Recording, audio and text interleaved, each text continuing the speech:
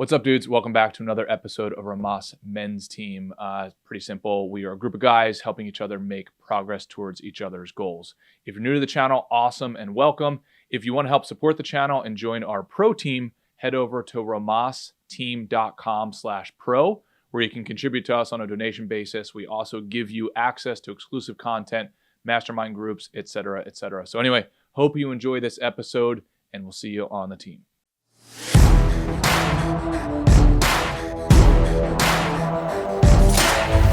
What's up, dudes? Before we get into this, I owe a very sincere apology to Ray and everybody else. I just a dummy. I completely set my alarm for the wrong time, and I woke up much later, which probably tells you something about my sleep chart. But I apologize to Ray and apologize to everybody else, and very much appreciate you, Ray, because you played it perfectly. You're like, yeah, no problem, man. Like, let's do it. So I very much appreciate that. Sleep is the first item on the scorecard. So how many hours did you get last night in the end? 9 hours. Okay, good. Yeah. So I guess you needed it. Yeah. Well, and with that being said, I want to get back into the habit of announcing scorecard scores. Mhm. I did abysmally this week. I got a C. So I apologize. I am just I'm off my game. What happens is, like, when we do seminars, it's just like everything like goes towards that, and like 90% of my activity goes towards that, so it gets completely imbalanced. But I need to stop letting that happen, because honestly, it's just not what's good for me. So I come between with my tail between my legs for my tardiness, and also for my lack of performance on the scorecard. So where was the weakest points? Sleep? I guess sleep suffered. Sleep, journaling suffered, and then also physical body, and How about nutrition? Nutrition was on, and the water. I also did not weigh myself as much. Water was on. Okay. Yeah. So nutrition, water, but next week I just need to kill it. Honestly, it just gives me a firm grounding. I know that if I only accomplish my scorecard, like, I am psychologically good for the rest of the day. Takes me like an hour-ish. I'm good for the rest of the day. 100%. It's the blueprint for, it is. I truly believe that, like we've talked about this before. You said that everything is a practice.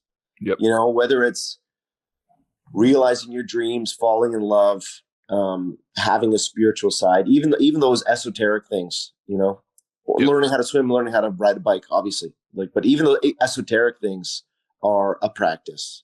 And so 100%. scorecard, absolutely, is the foundational micro habit regime that lets me succeed. I completely get it, man, and agree with you. So I need to get back in action on that. Cool. So let's go through the book here. So we are on the second round of reviewing the Tribe book. That's correct. So, we're gonna do the second half of the book, basically, because it is only 160 pages. Yep. So shall I begin? Yep. Let's do it, bud. Okay. So, and we touched on this again. Like this might feel like a circular conversation, because we're gonna go back and forth with discussions of native tribes, Aboriginal tribes, ancient tribes, modern society, war, male behavior. So forgive me if things come up again and again. So the second half of the book starts with a discussion of initiation rituals, which we touched on previously. In many tribal societies, young men had to undergo initiation rituals to prove their readiness for manhood and adulthood. In the absence of initiation rituals in our modern Western culture, men die at a much higher rate than young women, doing reckless shit like drinking and driving, jumping off cliffs, all that stuff. And so these deaths can be viewed as one generation after another of young men trying to prove their readiness for adulthood in a society that no longer does it for them. So the discussion is, what do you think of that? What do you think of initiation rituals? Are there any left? The author seems to think they were a valuable bridge between boyhood and manhood. And Are there some healthy ways we can replace violent prehistoric initiation rituals in order to preserve that essential part of our humanity, which is the journey, the bridge into manhood?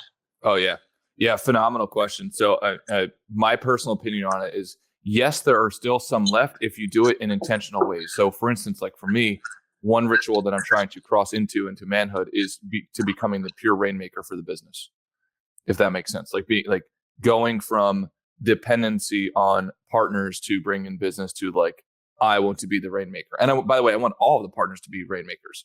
But it's like, could each of us as men run the businesses independently of one another? And that is crossing through on a bridge on the other side. There's a before that and there's an after that. Then the second way that I do it is I love mixed martial arts fighting. They already have sort of that ritualistic crossing the chasm into manhood just by their belt system, depending on which martial art you look into. So that's the second way. And I think the third way for me is leading a family, right? Basically building, are you self-reliant in those core areas that are important to you in life? That's my personal belief, because otherwise things are just too casual. Like we had, Troy on the other day. It's like you can go in perpetuity on just dependency, and then you can intellectually explain why you're doing it, and I'm saving money, and it's best for my parents, or whatever the story is. It's like, no, are you 100% self-reliant in the core areas of life? Yes or no? Yes or no? It's pretty easy. Your remarks makes me think of a different way of approaching the question. Yep. What is the modern definition of manhood? Because these ancient tribes were by cutting them and having them out in the desert and having them do feats of strength, they were preparing these boys for what? A manhood of being what? A warrior, right? So. Yep. What's your view of the modern definition of manhood? If it's not like attacking woolly mammoths or defending the tribe with spears, what's the modern definition of manhood? And then from there, maybe we can work back and think about some initiation rituals. Yeah, no, I love it. And I would love your perspective on it too, Ray. I think I do think there's some primal residual characteristics. Like I do think men should be warriors, hands down. I actually think it's a little harder now because you can't exactly go out and practice it as much as maybe it was accepted in general societies in the past. I'd imagine Spartans were kind of fighting each other, like every single, I feel like multiple times a day. But now you can go and join a dojo. Now you can go join a boxing club. Now you can go. So I definitely think warrior is one of them. I definitely think self-reliance is the first entry level zone sort of into manhood.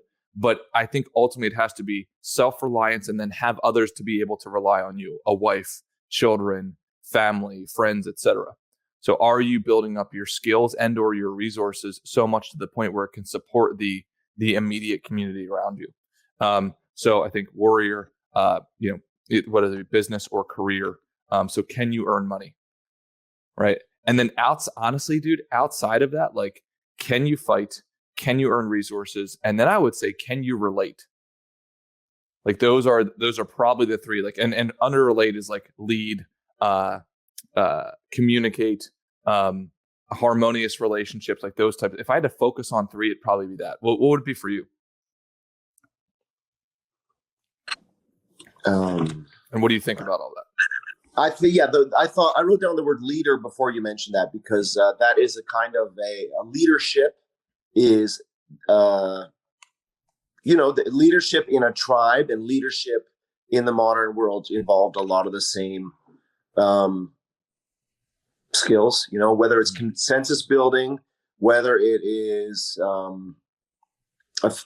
exerting your authority for the greater good of your community. And a leader can be it's not merely in the tribal sense, right? You can be a leader at your work. You can be a leader in your family. You can be a leader at your church. You can be a leader in your men's mentorship group like we have. So I think that leadership, I love the idea of, can you fight, can you earn, and can you relate?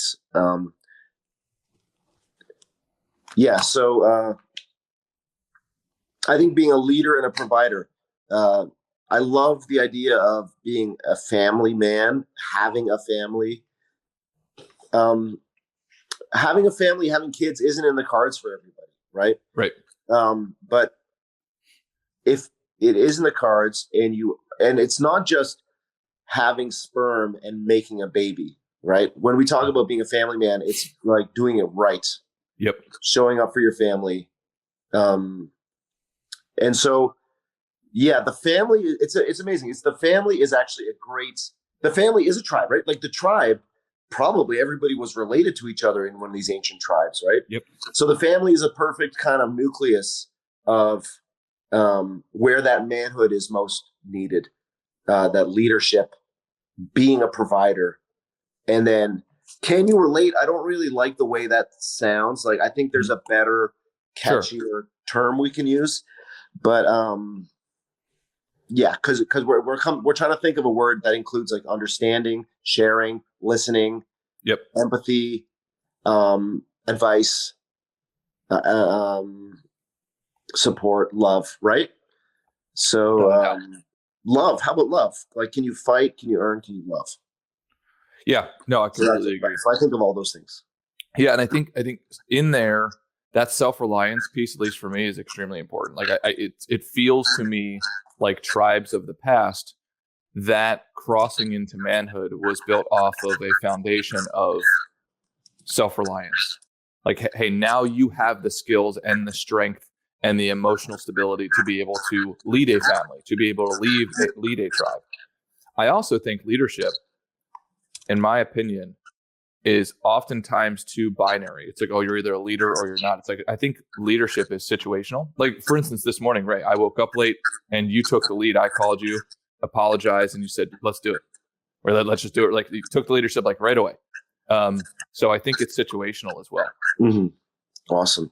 Yeah, self-sufficiency. We're going to have to, or self-reliance. We're going to have to spend a whole hour on that subject sometime, because I thought of Aristotle,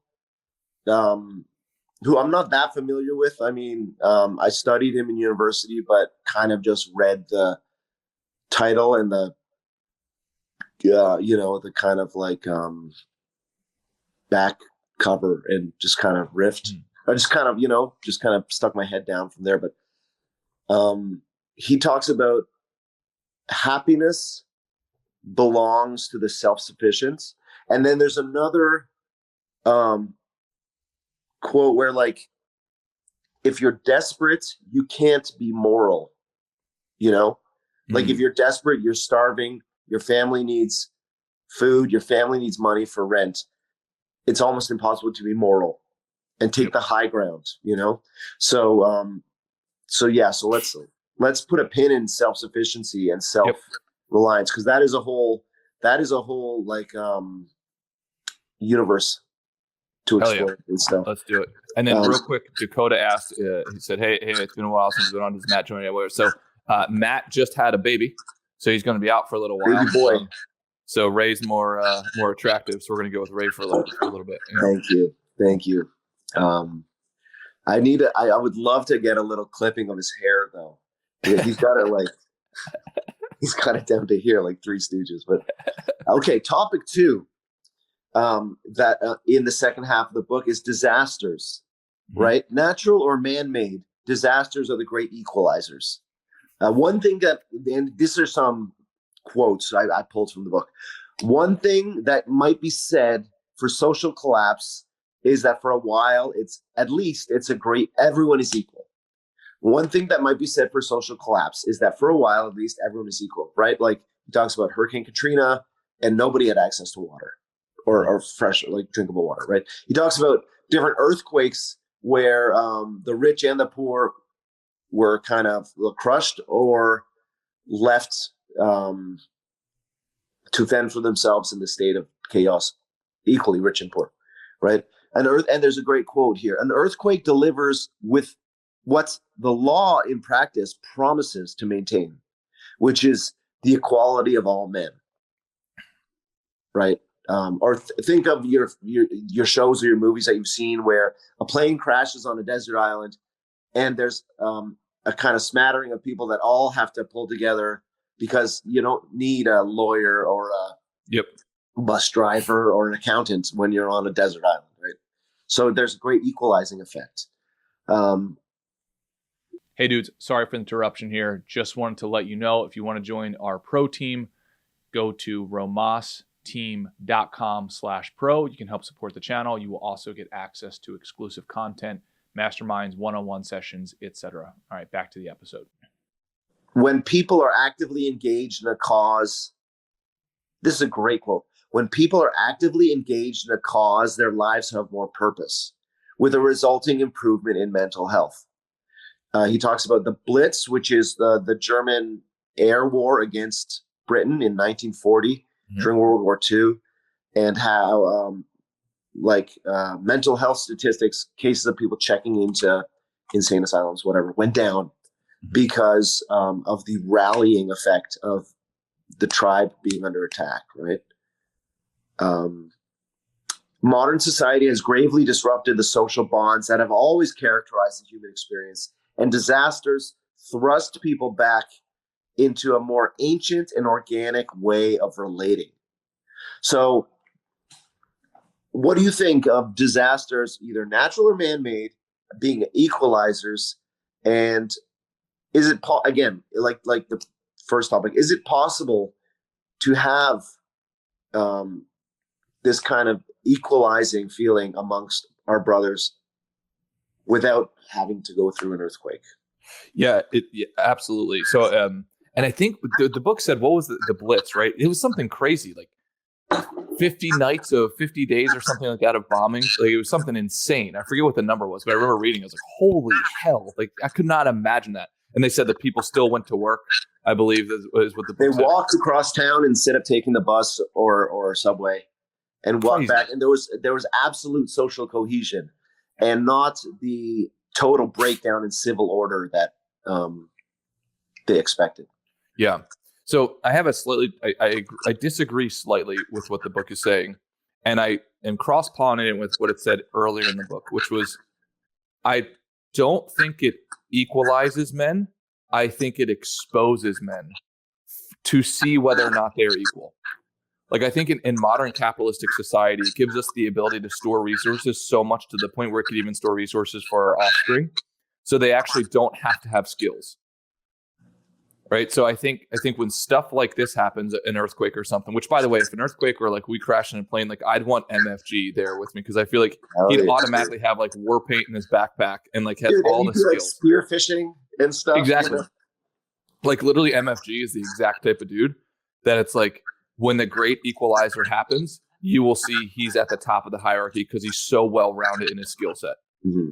So I think that is what's much more likely to happen. It's like when that equalizing happens, you want the dudes who have been practicing in the shadows to be a well-rounded, holistic male.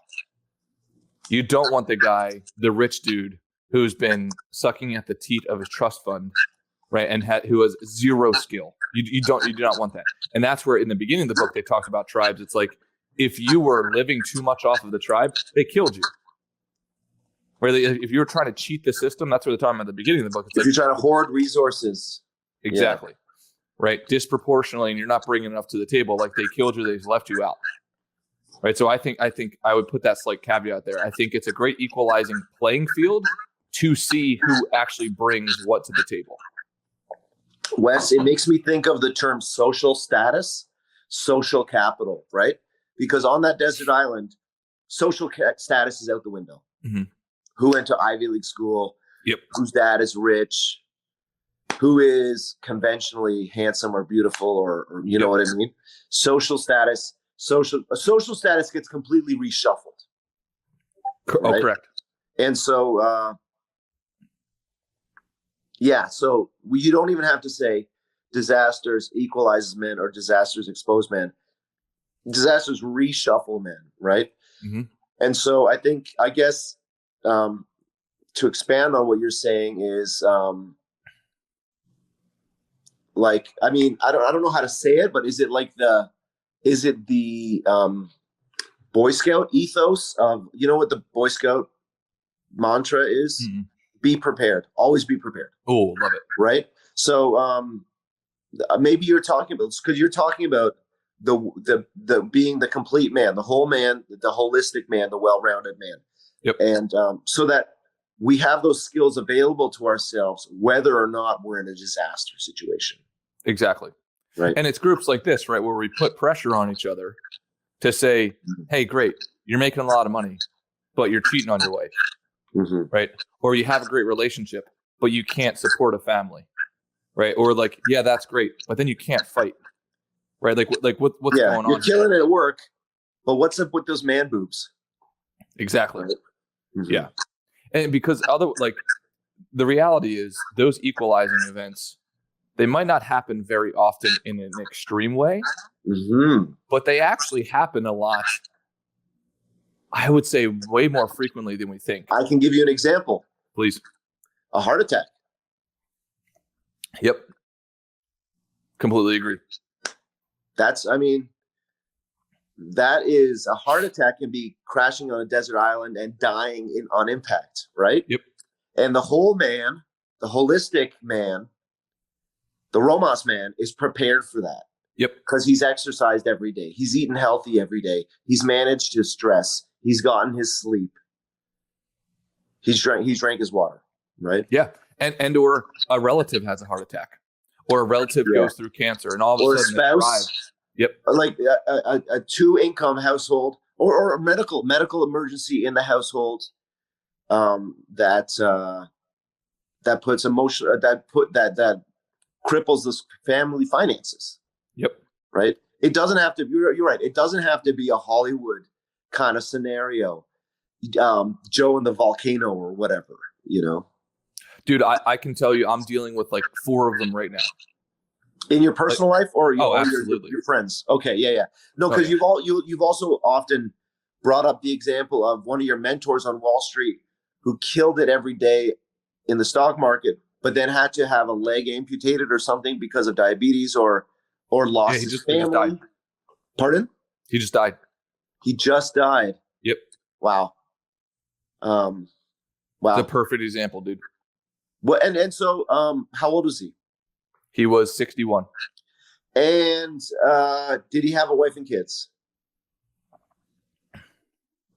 And so you often talk about what bad choices he made, but can you talk for a few minutes about what you learned from him, or like why God put him in your life? Maybe it's for that important lesson. I mean, absolutely, it was for that important lesson of what not to do. Yeah. Well, in relation to this topic, he had equalizing events happening almost on, from what I could see, a weekly basis after he stopped working on Wall Street. It was, oh man, there's chaos in the family. Yeah, like, can you be a man and step up to the plate and help lead your family? Unfortunately, and there's nobody on earth that loved him more than me outside of his family. So this is not derogatory that I'm saying. And you're not disclosing his identity. So there's no we're talking about a situation. It could be hypothetical or real that we can all relate to. So go. Yeah. So his family was constantly calling on him. Why? Because like families have chaos, right? The kid's got to go to the hospital. The kid needs tuition payments. The wife needs attention, whatever the hell it is. But because he didn't build up that holistic skill set, he was not able to react to the situation. So it was constant chaos. So then what would he do? He'd revert back to what he was used to. Well, I'm going to go to the bar. I'm going to go hang with the buddies, right? Like I'm going to do all that stuff. And then eventually, right, that just deteriorates your health. And then all of a sudden you get your leg amputated because you have type 2 diabetes, blah, blah, blah, like all this stuff. And then, boom, boom, boom, boom, boom. And then, like the inevitable consequences happen. I like that. You know what? I like that. I like that kind of. I like the discussion of that kind of disaster. Because that, like, you have to be on a flight over the Andes in order to be in a scenario like that movie Alive, where the soccer team crashes. But we all eat and drink and have families and have stress, so we are all presented with the opportunity to end our lives like that. Like that's the end. And the book gets into that a lot, where, on the one hand, all the blessings of modern life, but on the other hand, right? We're provided, like we live in a prosperous democracy, which lets anybody lucky enough to live here eat themselves to death by obesity. Yeah. Right. So, You can't sleepwalk through life. Next topic, also disasters. This one involves leadership. This one involves disasters require heroes to help out. And so this is going to be a discussion of heroes. And again, do we need to be, do we like, does there need to be an orphanage on fire in order for the hero inside us to emerge? Interesting discussion of men and women and how they act heroically. Women tend to act heroically within their own moral universe, regardless of whether anyone else knows about it or not. For example, women are statistically much more likely to give a kidney to a family member or even a stranger than men are. However, men, on the other hand, are far more likely to risk their lives at a moment's notice, pulling over on the side of the highway if there's a vehicle on fire, or these more kind of like Hollywood conventional ideas of a hero. Yep, burning building, all that stuff. Exactly. Men, on the other hand, are far more likely to risk their lives at a moment's notice, and that reaction is particularly strong when others are watching or they're a part of a group. You know, so like our conventional image of a hero compels us to act in these situations. Yep. These two kind of leaders are more or less correspond to the male and female rules that emerged in open society during catastrophes such as earthquakes or the Blitz, as we've discussed. They reflect the ancient dualities that are masked by the ease and safety of modern life, the traditional roles of the man and the traditional roles of the woman. But they're masked by the ease and safety of modern life, but they become immediately apparent when disasters strike. Like we talked about, how disasters expose our true selves, you know? And he gave the example of a coal mine collapse where there was a certain group of very masculine men who were less intellectual, more physical, who immediately took control of the situation and tried to dig their way out of the mine collapse. And then after a couple of days, there was another cohort of the miners who had more feminine leadership, where they sought to build consensus, related emotionally to the other men, and kept the morale high. Yep. So the question is, do we need natural disasters or war to be heroes? Do we have to be, coal miners to be heroes? Yeah. I think the answer is no. Yeah, I think the answer is no. I do think, however, though, like you have to manufacture chaos a bit. And the cool thing about manufacturing chaos is like drink your poison every day so they become inoculated to the inevitable poison in the future. But the cool thing is about when you drink your poison every day, you get to pick the dosage.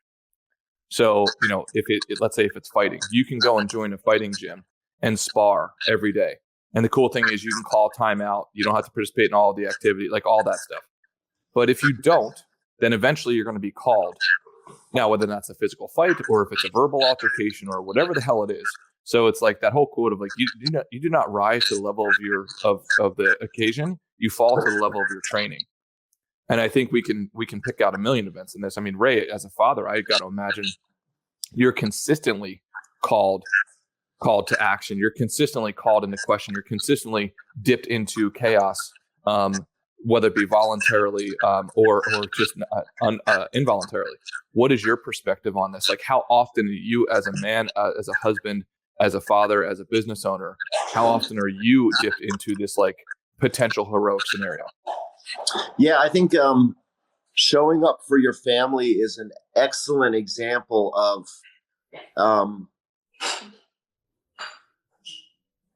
the role of a hero in a modern, comfortable society such as ours. I think of the Ernest Hemingway quote: "The immature man wants to die nobly for a cause. The humble man wants the mature man wants to live humbly for a cause." Right. Mm.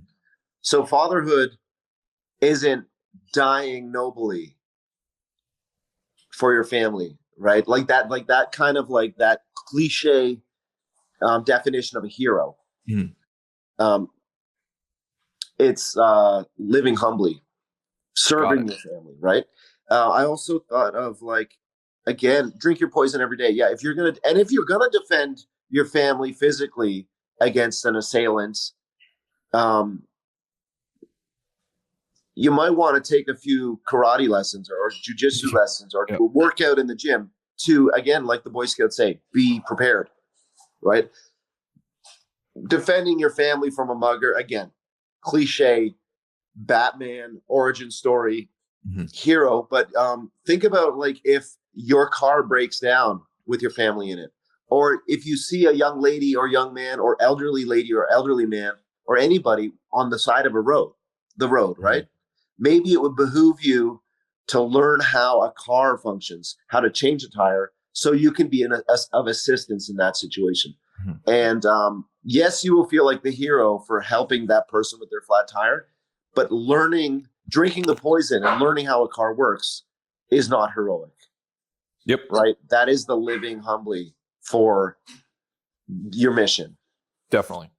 Yeah, for the guys listening, I would highly recommend the essay. I think it's from Ralph Waldo Emerson on self-reliance. Outstanding. It's like a 10, 15-minute read, and like you will just see, and Ray, at some point you and I should go through it if you're down for it. Just outstanding. Remind me of the title, please. Self-reliance. Cool. Let's if you're cool, let's head on to the next topic. Yes, sir. And then I got a jet in 15 minutes if that's cool. Okay, we'll burn through it quick. Topic 3 was community as tribe, and he uses the combat unit as an example of tribe. Intensive training and danger create what is known as unit cohesion, strong emotional bonds within the company or platoon. High unit cohesion is correlated to lower rates of psychological breakdown. Psychological breakdown includes PTSD, right? Yep. Recovery from war. And I started thinking about war, but also any trauma when he was saying all this. Recovery from war or any trauma is heavily influenced by the society one belongs to. And there are societies that make recovery relatively easy. Our modern society is not one of them. We do not present returning vets or people recovering from trauma, a rape victim, someone who just lost their family or lost their job. We don't present them with what the author recommends, and I know you're going to love this, with adversity, challenge, purpose, work, and community, right? Adversity often leads people to depend more on one another, and that closeness, can produce huge mental health dividends. Group survival in war creates a kind of nostalgia for the hard time that even civilians can be susceptible to. For example, Sarajevo or 9/11, right? We think back of like the unity we had in those times. Because war inspires ancient human virtues of courage, loyalty, and selflessness that can be utterly intoxicating to the people who experience them, right? You feel important, you feel needed, you feel like you can make a contribution. And when we pine for the days after 9/11, or the Bosnians pine for the shared trauma of Sarajevo, what people miss presumably isn't danger or loss, but the unity that these things often engender. There are obvious stressors on a person in a group, but there might be even greater stressors on a person in isolation, right? So how are ways that we can create unity and community with this men's mentorship group, right? The act of love on the scorecard is something we have to practice every day, and that's reaching out to your brother. And I guess it makes me think of the power of the team. Oh, yeah. Well, Ray, let me ask you this. When in your life have you experienced that sense of unity and teamness in pursuit of something, and has that built a stronger bond for you? Well, work, 100%. It's as simple as that. Having a job, and really, it's like and working for somebody else. Basically, was the that unity building experience. Now that I'm an employer and I have my own business, I have to create that sense of unity through my leadership. But working on a team, singing in a choir where all the different voices relied on each other to create the music. That really was like a team sport experience for me. The other dogs might think of team sport relying on each other to accomplish the goal. Those are a couple of things that come to mind. Oh, yeah. Yeah, no, I can completely relate to those things. Definitely work. I would say definitely. I played basketball my entire life. The funny thing is, I can tell you that my sense of unity and striving actually didn't come from the games. It came from the practices with the guys. Like where all of a sudden the coach says, "Yep, you guys are running laps for another 20 minutes," and you're sitting there, you want to vomit because of like how strenuous it is, and you look to the guy next to you, he wants to vomit too, but you look at each other and say, "No, we're going to keep on pushing this." Those are the times. So it's through that stress that we rely on each other, just those little micro moments in time, just like you did this morning. Like, yeah, let's just do it. Let's get and up and do that's, it. I think that's what he's talking about when the author talks about unit cohesion, Mm-hmm. right? You think of the cliche is you think of guys getting through basic training together, throwing up, doing push-ups till they can barely move, right? Yep. Topic 4, don't call me a victim. Whatever the technological advances of modern society, and they are nearly miraculous, the individualized, siloed lifestyles that come along with those technologies are deeply brutalizing to the human spirit. Our society is technical and alienating and mystifying. Our fundamental desire as human beings is to be close to others, and our society doesn't allow for that. A perfect example, again, is men who return from war, and I would say I would expand it to anyone who survives trauma. PTSD, right? PTSD is a highly efficient single event survival learning mechanism. Think about that sentence. That's a killer sentence. Yep. PTSD killer sentence. I thought the same thing whenever I was like, that's phenomenal. Is a highly efficient single event survival learning mechanism. If you nearly get run over by a rhinoceros in the jungle, you're going to have PTSD. You're going to be looking over your shoulder for a long time because your body does not want to go through that again, right? Mm-hmm. However, if the author says if you add an identity of victimhood and the attendant perks and benefits that accompany it, reintegration into society is made much harder. In the case of vets returning from war, we don't give our vets what's really important to Americans, what really sets you apart and makes you someone who's valuable to society. We don't give them jobs, right? And work is absolutely a pillar of our program. All the praise in the world doesn't mean anything if you are not recognized as someone who can contribute valuable labor. Yep. So yeah, what do you think of trauma and the benefit, the power of work to bring you back into like a good place? Oh, dude. So when I went through Landmark Forum, which, I definitely recommend for people to go to, again, I think it's 90% weird, 10% profound. But I could tell you one of the exercises we had to do there was basically realize that everyone has trauma, like literally everyone, because trauma is contextual. So like when you're a little kid, when you're 2 feet off the ground, you call for mom doesn't show up. That's a traumatic event. So I think number one is giving permission for everybody to have trauma, because I used to judge people for it. It's like, dude, what, like, and people would say like, oh, your dad wasn't around, like that's traumatic. I was like, oh, what does that even mean? I don't know what that means. But first of all, it's like recognizing everybody has trauma. Then from there, it's like, okay, great. So what Landmark had us do is write down those moments and then read them out to people, and then have the people not react to it. Right. So you get a small group, you read your traumatic event, and then they are not to react. And then you cry your face off, and then they say, okay, great, read it again, read it again, read it again. So you neutralize the emotional charge around it. Then it's so you then can go and become a productive, valuable member of society. Love it. Like absolutely love it. Okay, voice your trauma, voice what happened. I know I'm oversimplifying this because people have had way more traumatic experiences than I have had, let's just say. But it's like, own your trauma, speak it out loud. Don't put it into this back corner where it's shameful. Have your tribe rally around you and say, yeah, that's great, but we're going to move forward. And what we did at the Hoffman process in California, which was my version of Landmark, is there was all kinds of work. And then there was a circle, and you went up to someone in the circle and you whispered to them your deepest, darkest shame. And for me, that was not having a job. Like having labels are important to me for some reason, the way I'm programmed. And having the label of unemployed was the biggest shame. I've talked about this on the pod before, where if someone said, what do you do? I would do anything to wriggle my way out of that question. Tell a joke, say something wild, pretend I didn't hear them, you know?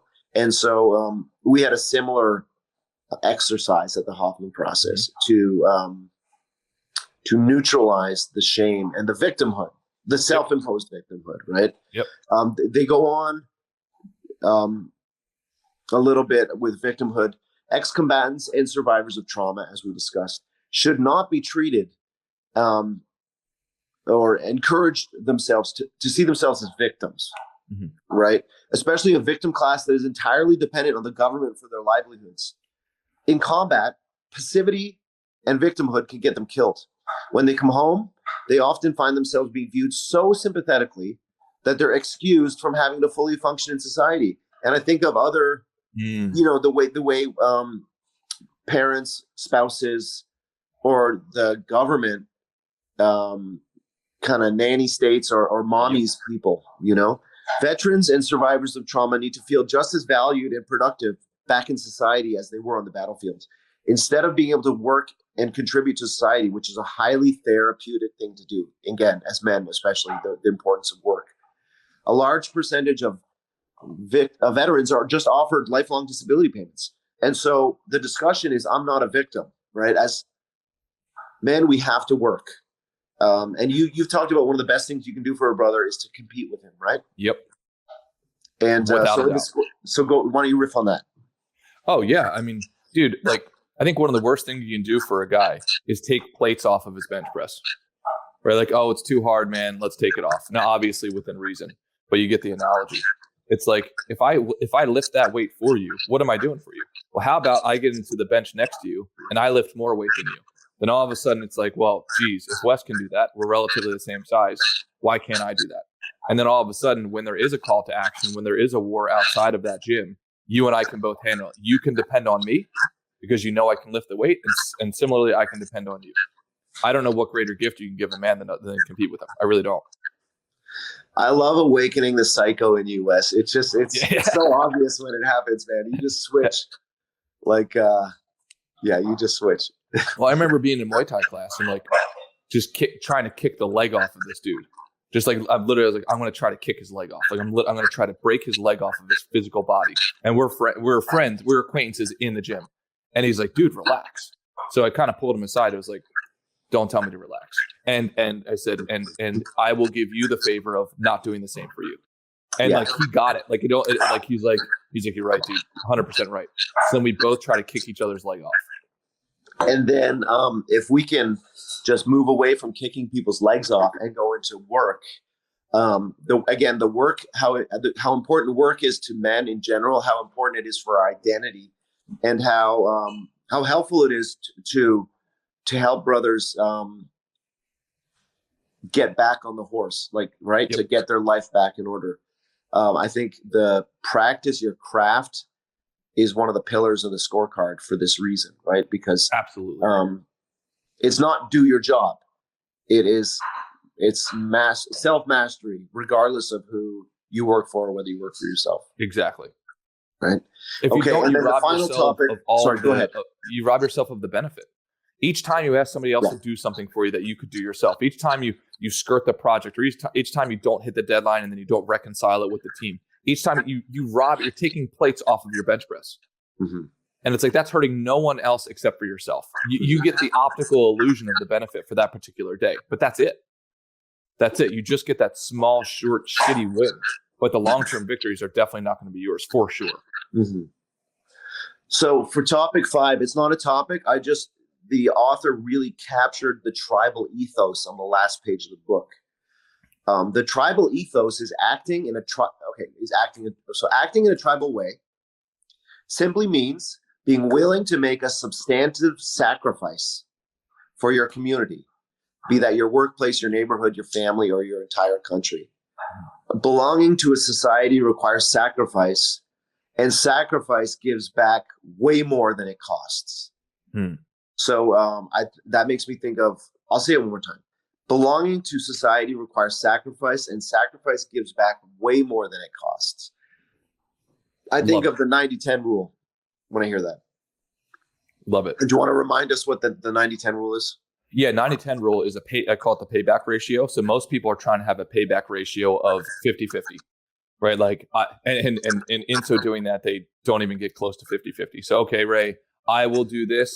I'll do 5 units of work as long as you do 5 units of work back, right? Or I'll do 5 units of work as long as you compensate me the equivalent of 5 units. I don't like that because oftentimes we operate in invisible economies, so you can't operate to the decimal because your metrics might be slightly different than mine. So rather to overcompensate for that, I would rather take it to the extreme and say, okay, well, I will do 90% of the work, but I need you to do 10. That's what gives me the confidence to say, okay, if you're not willing to do 10 and I can recognize this over a period of time, we're done. Right. And I can walk away with zero residual emotionality about it. If it's 50-50, you could say, and this happens all the time in relationships. Oh, I did this and you did this. It's too nitpicky. Versus like if we just focus both of us on the 90-10 rule or whatever the asymmetrical ratio would be for you, but I'd recommend it to everybody. It's highly asymmetrical to the other person's favor. It gives you that stability of saying like, okay, Ray is my like he's on my team, right? Because he operates by the same thing. We're not nickeling and diming each other. And dude, when that happens, beautiful things can happen in a relationship. When that doesn't, and you're trying to land too close to 50-50, it's disastrous. Oh, you're on mute, bro. Yeah. Yeah. And that you can expand that to, like forgive your enemies, kill them with kindness. Like there's lots of other ways in which you can go above and beyond. Right. Rather than just like saying, like picking up the bill for dinner, right? Yep. Like there's all these different ways that you can go above and beyond. And so, yeah, I love that. And in general, I love this discussion. First of all, I love imagining these ancient tribes in the desert, you know, like working together to just get a couple of drops of water or something. Yep. I love the poetry of that. And, but the more useful lesson is how we can apply those teachable moments to modern manhood. Yep. And so I think that is why. So I love the book just for the storytelling of the Indians on the plains or the Bushmen in the desert. And then I also love this discussion that we've had about the more nuanced modern definition of masculinity, manhood, and the complete man. The complete man, I think, is what I'm taking away from it. Hell yeah. Dude, it was a great book to start off like our Rhomas book club fireside chat. So if any of you guys read this book, I would definitely recommend going back through our conversations and then having the own conversation in your head, or even picking some dudes in your community or any of us and having those conversations, like really getting the full texture out of a book so you can take those life lessons and actually apply them. Yeah. And Wes, I think for the next few podcasts, we should go back to the fundamentals of the scorecard. Done.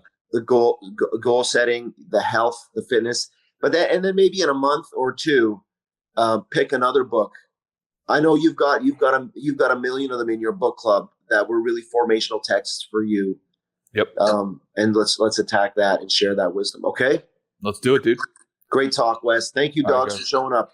Love you guys. Have a great freaking weekend and talk to you soon. Hell yes. Later, dudes.